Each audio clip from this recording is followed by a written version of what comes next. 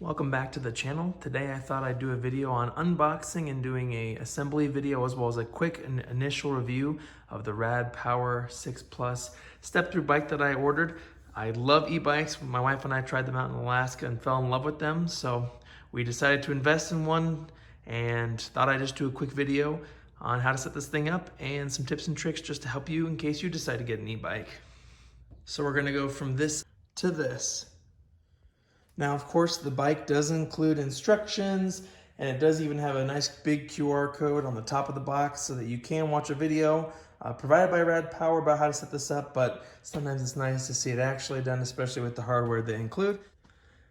So this bike does currently run for about $2,000, so it is a little bit steep, but there are occasional sales, and if you sign up through their website for their newsletters and their notifications, you can actually get notified when they go on sale. And that's actually why I bought mine. And I should state here that I have no affiliation with Rad Power bikes, so everything here is completely my own view.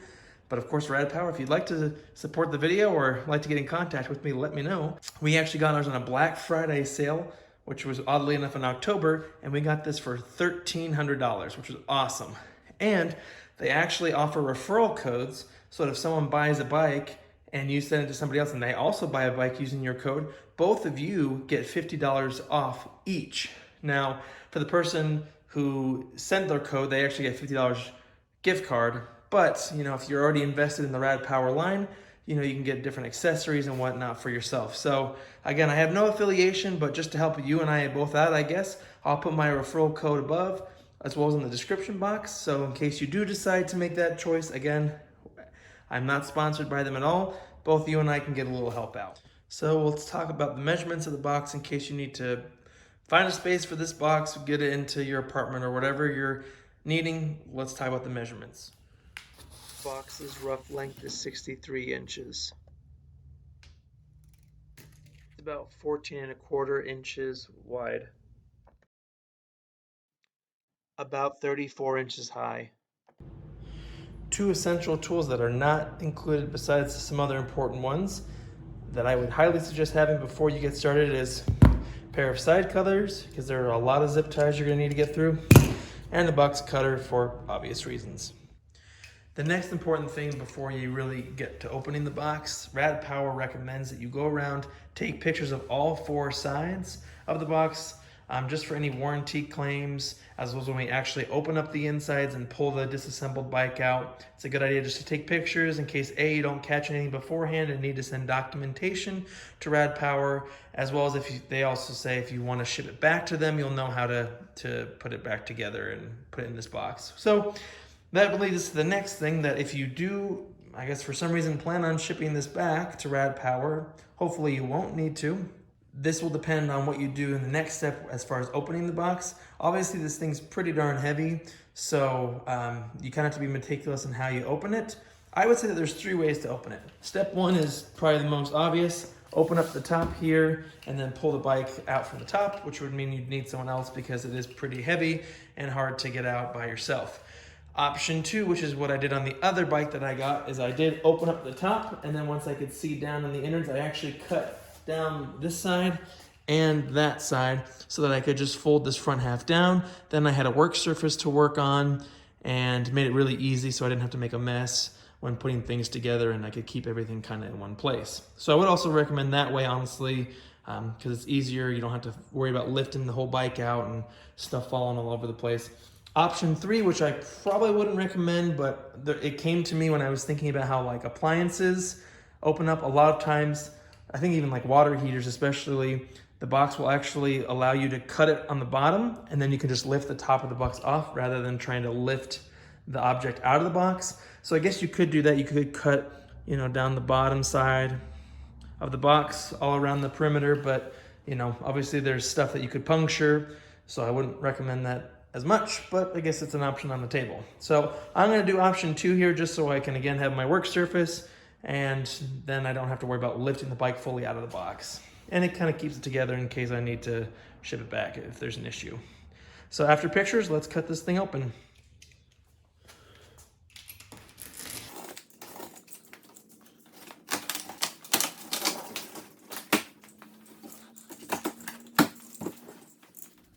Again, look inside here just to make sure that there's nothing that you'll cut. This is the back tire here, and it's protected by a pretty thick piece of cardboard, so I don't need to worry about my blade thick length here.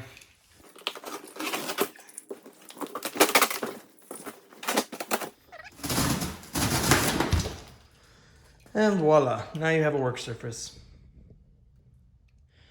Now I would recommend pulling the bike out a little bit just so you can walk around it, take pictures again of the contents for any claim. You want to be pretty quick in terms of opening this up, checking it out, making sure everything's there as well as nothing's broken. So this is kind of what to expect, and we can start disassembly here. So let's talk about the included hardware and tools included with your rad bike.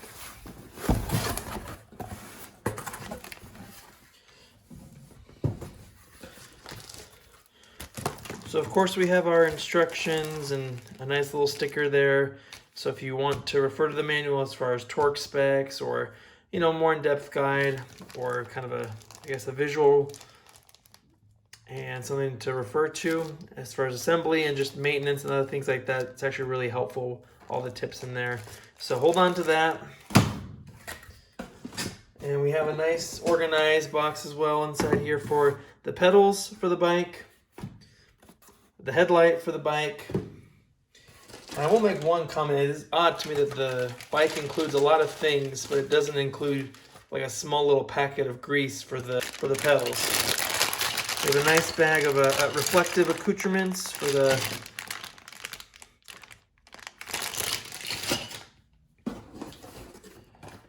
and of course the charger in its own nice box. An idea of what we have in here. So we have our charger in 2 pieces. Looks like it also includes a little wall mount with the accompanying wall mount and screws. So if you want to have, and actually, you know, that's a nice touch too. It comes with little covers as well. So you can hang your charger on the wall if you want to have it nice and neatly organized. And then when you're ready to take it off, you can now have it on the go. Neat feature. Appreciate that, Rad Power. And of course, the keys for the battery, hardware. We'll get into those later. And the toolkit. Now, I gotta say, it is nice to have a dedicated set of tools that go towards your bike. And I will say, as you'll see in this video, that the tools that they include actually go a little bit beyond what is needed for the repair, which is nice. However, there is some things missing, so take that as you will. So just looking at this kind of set we have here,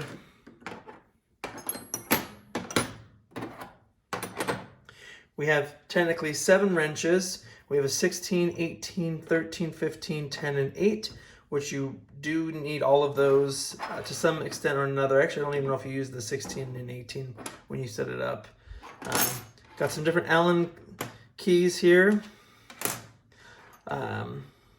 I do think it's funny. I watched the video of the assembly by Rad Power, and I think it's funny that they don't actually use any of these tools to assemble their bike, which, well, not a big deal, but just know that these tools they get the job done, let's say that.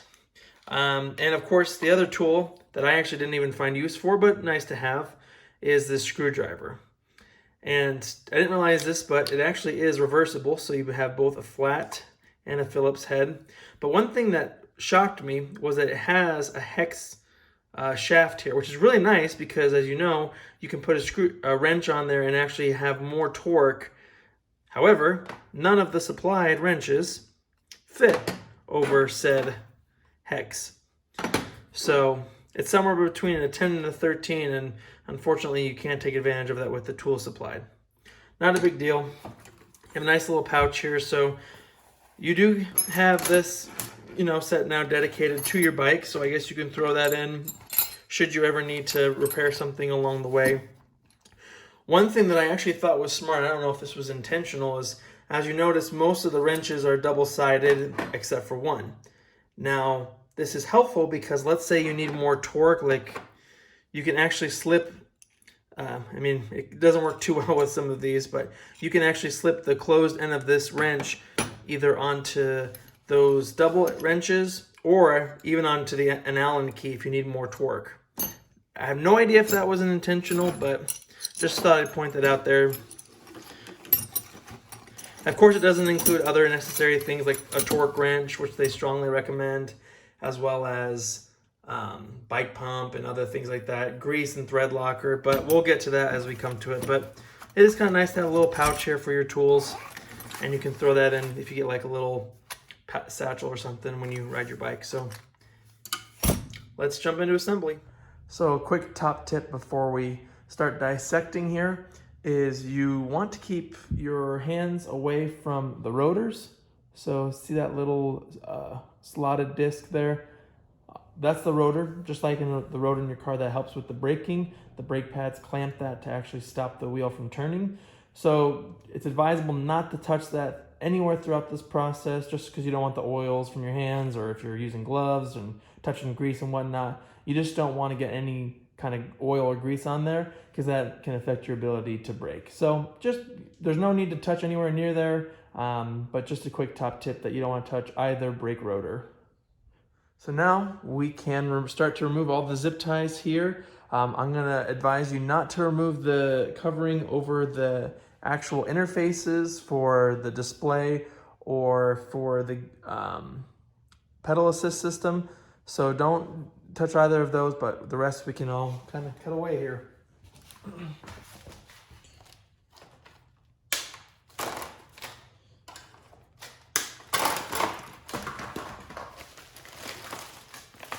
This is the front fender. We can move this out of the way for now.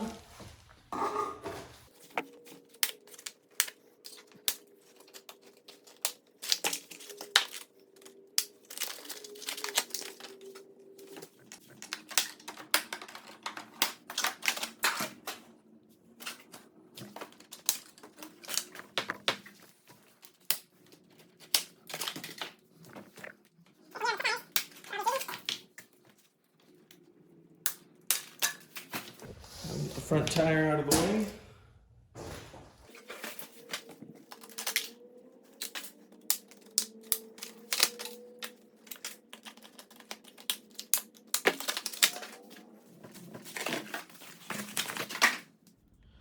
All right, so here's the front part of the bike.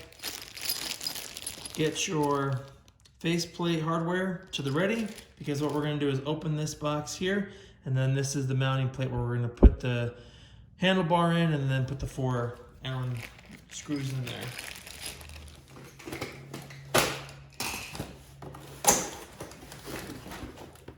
All right, so with that box off the handlebar, make sure that you have this rear chock on the back wheel, because now it's going to be topsy-turvy a little bit, and it'll help you from having the bike fall over on you. Just like that.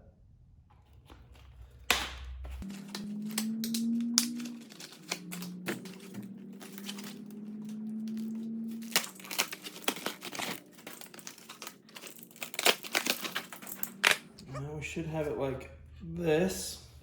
The bell goes on the left side of the driver if you're sitting down on the bike. And then once that all looks good, none of these cables should be tangled excessively. They should kind of look like this and all be kind of going toward the left-hand side. Now we can put on the mounting bracket for the handlebar. So that just goes over here. And then we can take our little bolts with their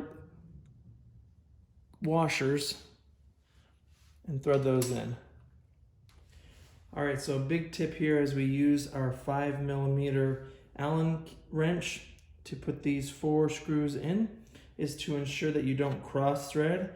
So I already made a video about this, and I'll put it in the card to the right. But essentially what you want to do is, instead of just turning, righty-tighty, lefty-loosey, so righty-tighty right away, you would actually loosen it until you hear a click.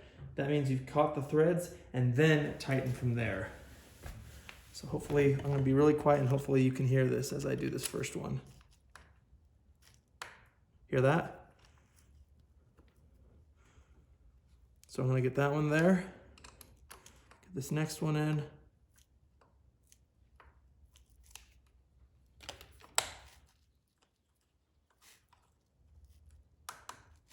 Heard that again. Goes relatively easily in. And I'm just gonna get this till it's barely tightened, because if I go too far, then I won't be able to get the rest of them in. And we want an even seal around this entire plate, so that.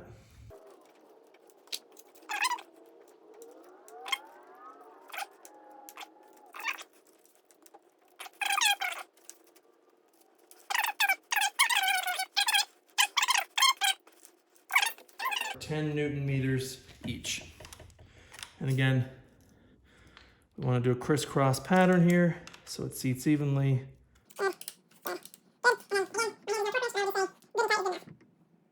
So for that, I would just use the other side of the wrench and then maybe do like a quarter turn like that, all of them.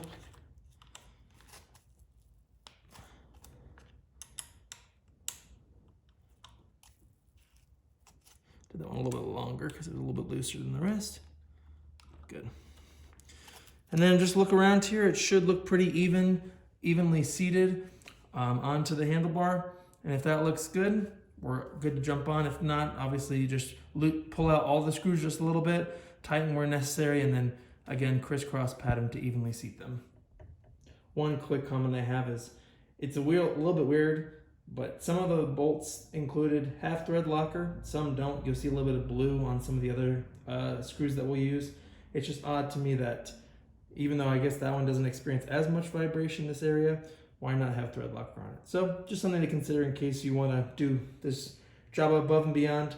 Make sure to get some thread locker. All right, so now we're going to get to the step where we mount the front tire onto the bike. Some prep work.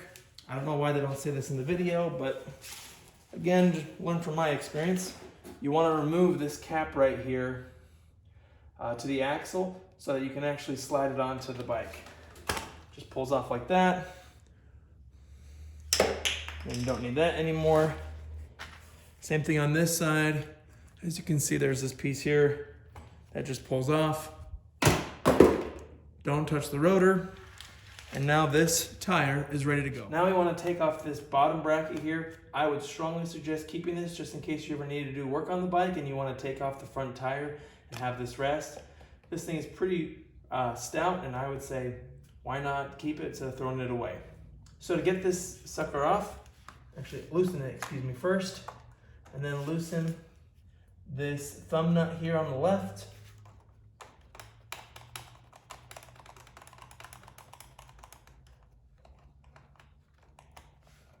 All right, keep going. All right, then the thumb nut should come off. There should be a cone spring that faces like this, so the tapered end goes toward the inside of the bike. So we'll keep that there. And then you should be able to pull this quick lever release skewer with its cone spring out as well. So it should sit in like that. And I guess it was out of frame, but that's what I'm talking about when it comes to the thumb nut there on the left, the cone spring, the skewer, the other cone spring, and then the quick release lever.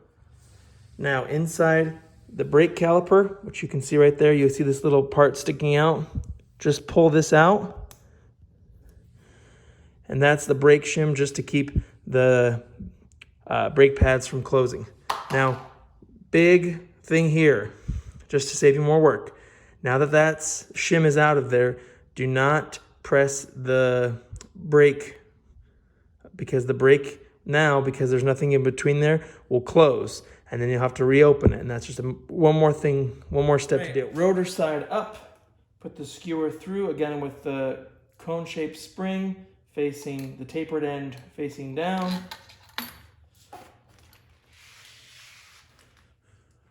Now push that a little bit. Come to the other side.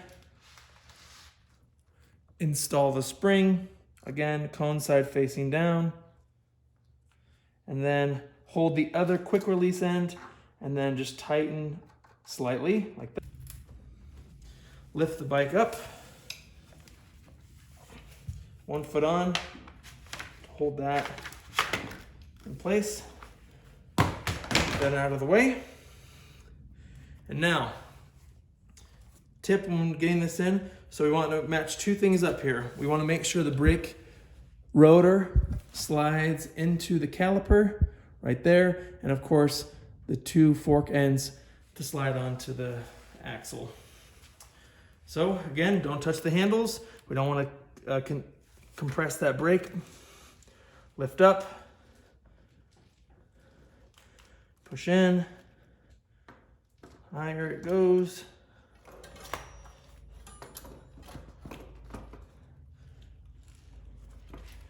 All right, just like that, we're in. So now, before this moves anywhere, I don't want to tighten anything down yet. I just want to make sure it's all straight. And I'm going to put down the back pedal so it doesn't move. All right, so now we want to make sure that the tire is running evenly through the arm here. Make sure there's an even gap. It looks good there. Make sure that the the forks are completely seated here on the spring and all that. Make sure the caliper is, the rotor is between the caliper, so we're good there. And once we verify that everything looks, start tightening this down. So push that quick release over, and then with the other hand, start to tighten up the thumb nut. We then can tighten this quick release. And I do like that Rad Bikes gives you an idea of how tight this should be, because usually it's a guess. And they say that there should be enough resistance that it leaves an indentation in your hand, but not so hard that it's basically impossible to tighten. So this, I can't even tighten. So we're gonna loosen this, loosen the thumb nut a little bit. And that's too loose, you can see. Didn't even leave an indentation in my hand. So it's tight.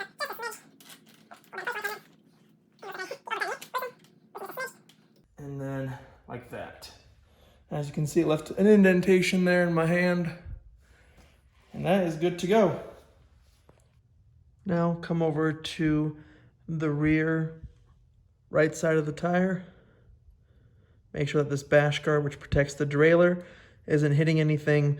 You can adjust it by just pulling on it or messing with the screws up here, but honestly, there's a gap here, so we're good to go. Now let's check the crank arms and the chain. We want to make sure that as we pedal it backwards, that the chain doesn't skip or jump, just to ensure that there's nothing wrong with the drivetrain. And as you can see, flawless. Now we want to remove the bolt and the nut here so we can put the front fender on as well as the headlight. So 5mm hex key, and then the 10mm wrench to hold on to that nut in the back.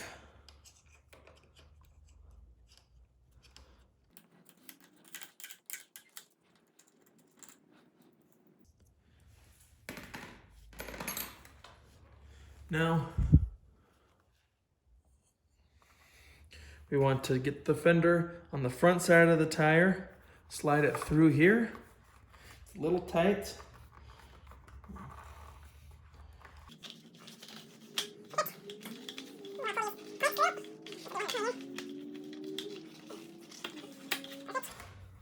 And then as you can see here, there's this little hook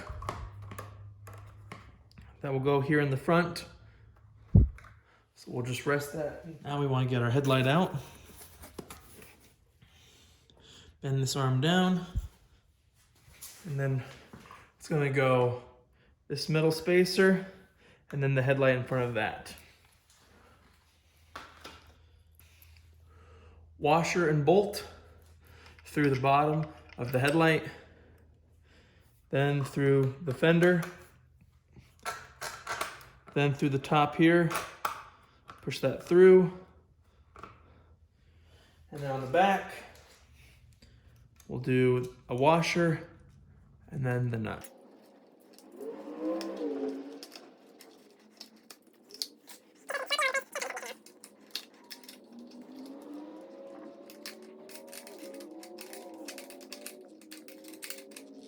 All right, good enough for now. 5mm, loosen the clamp bolt.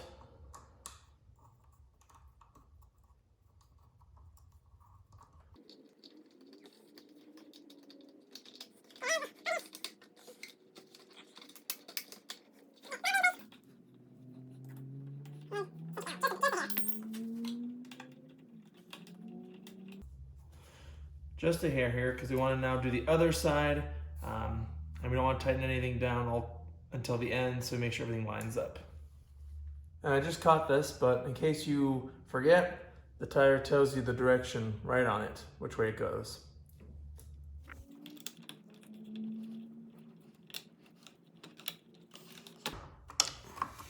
This one, don't make sure not to clamp around the brake line.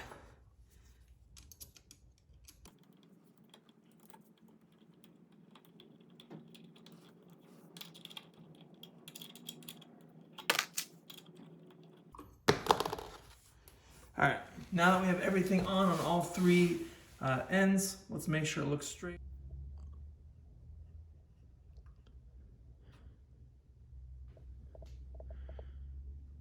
Looks good about there. Now we just tighten it up.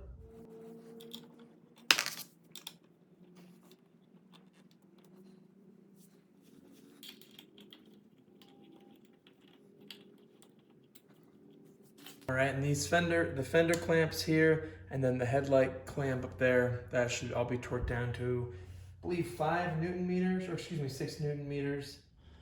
So you can tell it's kind of going that way.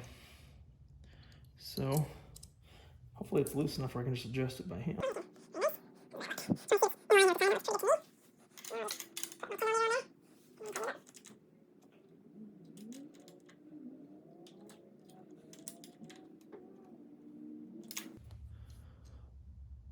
Looks good.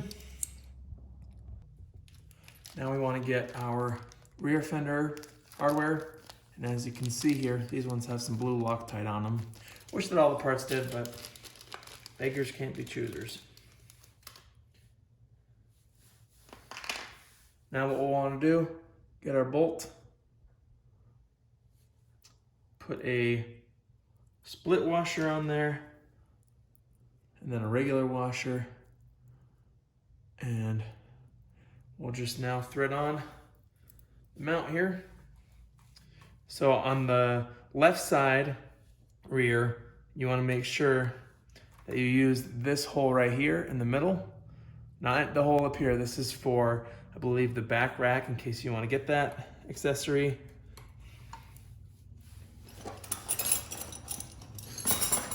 And this one, I believe, we'll need to use a different Allen key as well. I believe this one is a 4.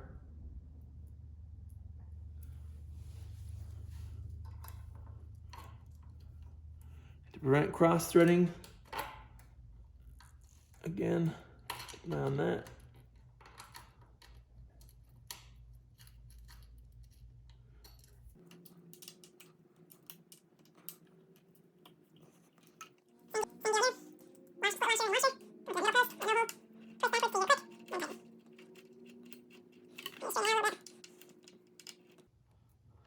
Okay, once it starts to get pretty tight, now we'll go from the back and see where the fender needs to be adjusted left or right, so it looks somewhat good in the back. It actually looks pretty good here. It might go just a smidge to the left, but honestly, I think that's actually looks pretty good.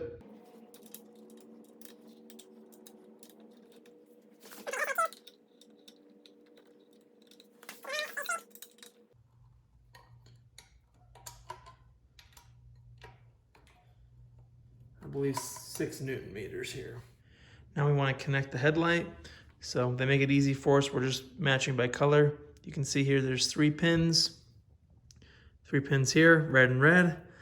There's also little arrows here, one there, and somewhere here, right there. So now we just want to line up those arrows. and push together. No twisting needed, and the headlight's installed. I'm on the left-hand side of the bike, so I want to get my pedal. See here, this says R, so this is the right-hand side. Now I want to do the left-hand side. It tells you which direction to tighten it in. So this one gets tightened counterclockwise. Here's where I would get some grease. Put it on the threads.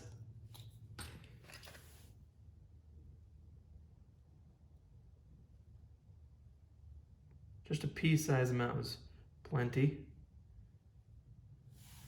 And now, put it in, and we're gonna wanna go clockwise because we wanna make sure we don't cross thread. Get our 15mm wrench so maybe we can hear it better.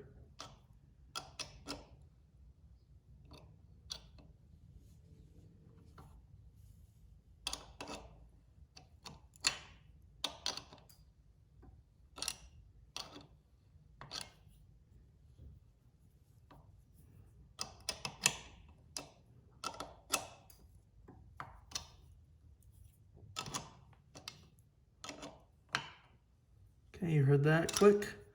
Now we just tighten it up.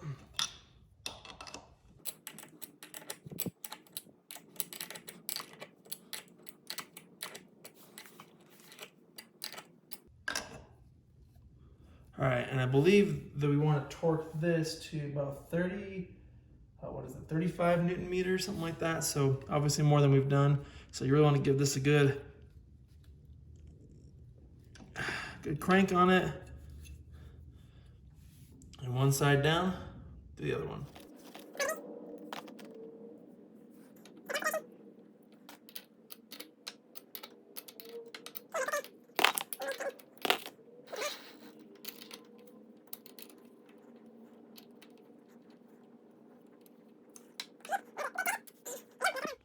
Now we can move the seat cover.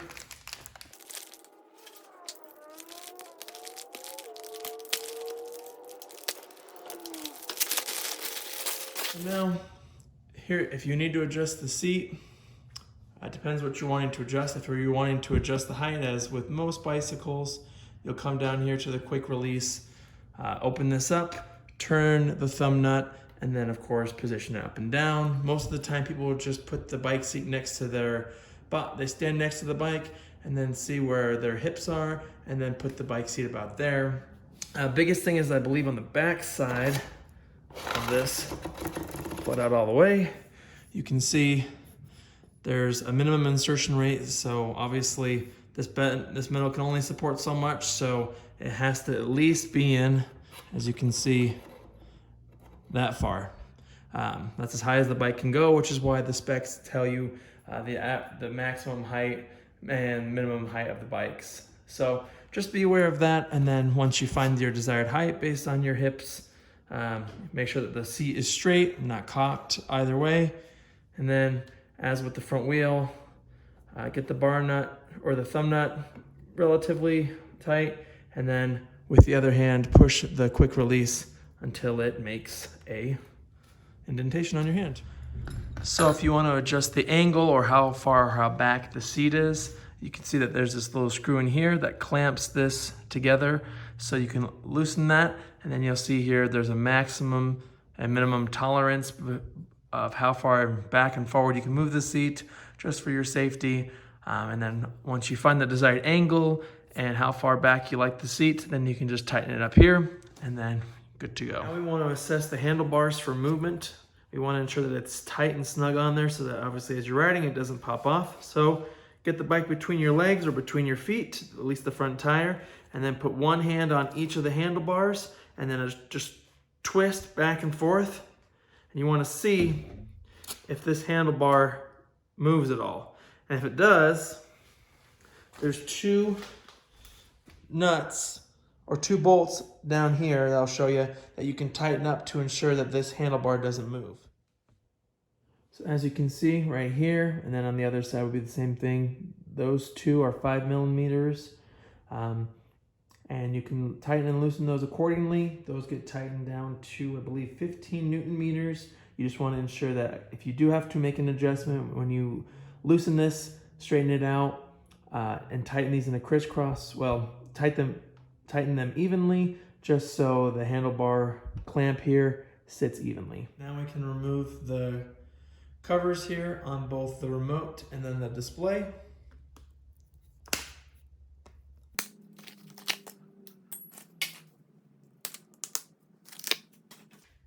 So here is the remote here for the pedal assist, power on the bike here. Then you can turn on or off the light and then change the pedal assist amount. Here's the display that gives you the odometer as well as miles per hour you're doing. Change the bell is right there. Now I want to adjust the angle of this display just because as I sit on here, this is too low of an angle, too shallow of an angle.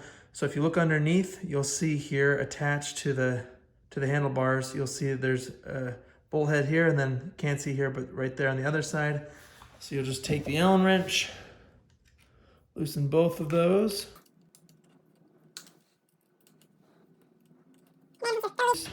And you can adjust this up or down as needed. I think right there should be good. And then as with everything else, tighten it down evenly so the clamp seats.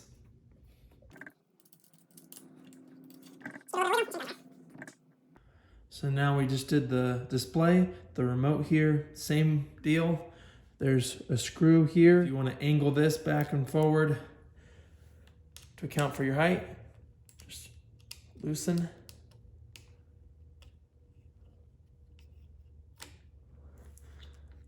Actually, excuse me, there's just one.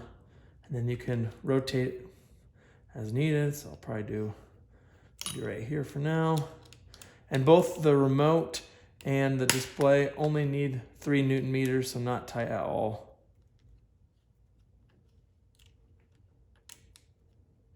Now we want to plug the remote in. So we just follow this wire. You can see here the green wire, multiple pins. Match that up to this green wire.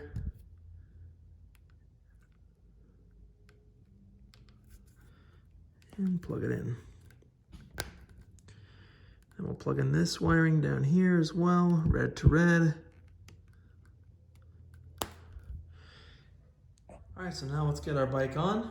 So normally you just push the power button and it would turn on, but as you can see right here on the battery pack, it tells you that the battery is in ship mode just because they don't want the motor accidentally turning on and killing the battery and wreaking havoc.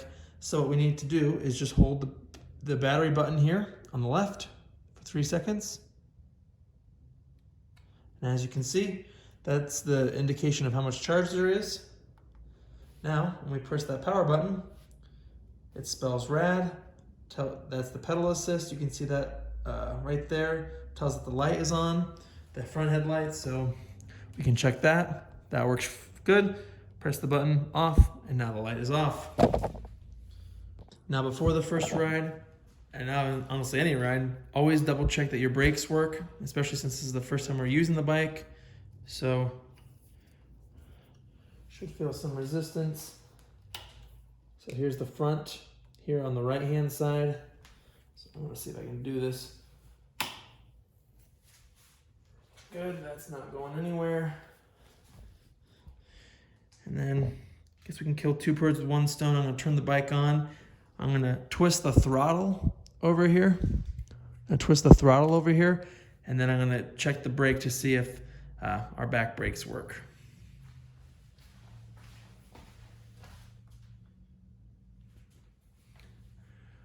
So for this, obviously be careful, but lift up the back end of the bike so the back tire is off the ground.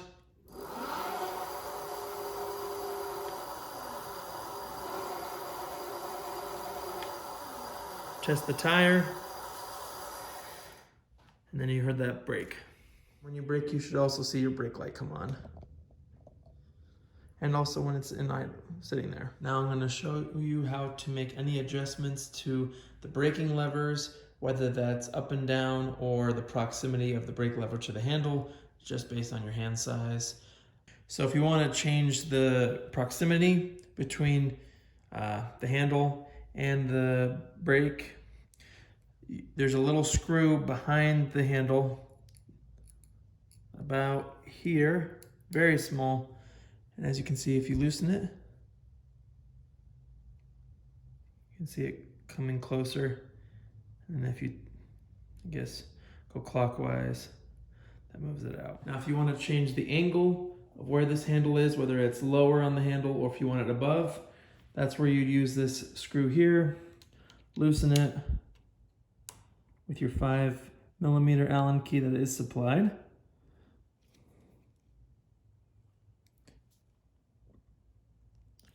It's really tight on there.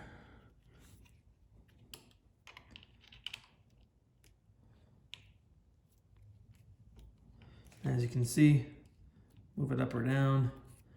I like it just where it is. Actually, I'm gonna get a feel for it. Yeah, that works for me. And then you just tighten to 5 Newton meters.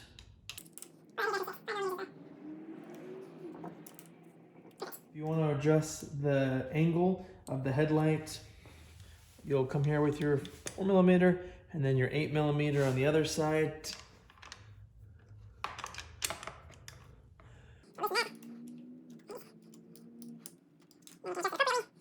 Won't mind about here.